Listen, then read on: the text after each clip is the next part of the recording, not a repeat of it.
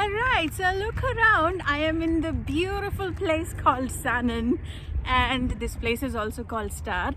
If you look around, we have this beautiful landscape, and just behind me you'll see the Gstaad airport, where you can see glider planes, helicopters, mostly private jets. They keep landing, they pick up passengers from different airports in Switzerland, people who want to come and enjoy the beautiful landscape, the beautiful mountains. They come here and enjoy. This place has a iconic slogan to themselves. They call it come up and touch down.